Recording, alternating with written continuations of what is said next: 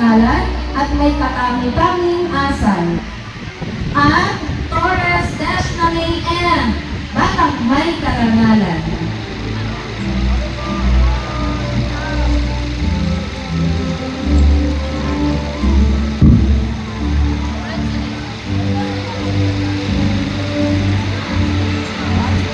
Maraming salamat po bilang tumabang sa puntong ito.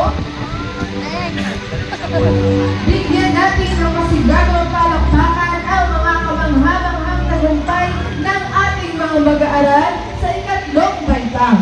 Narito po si Ginang Rochelle S. San Jose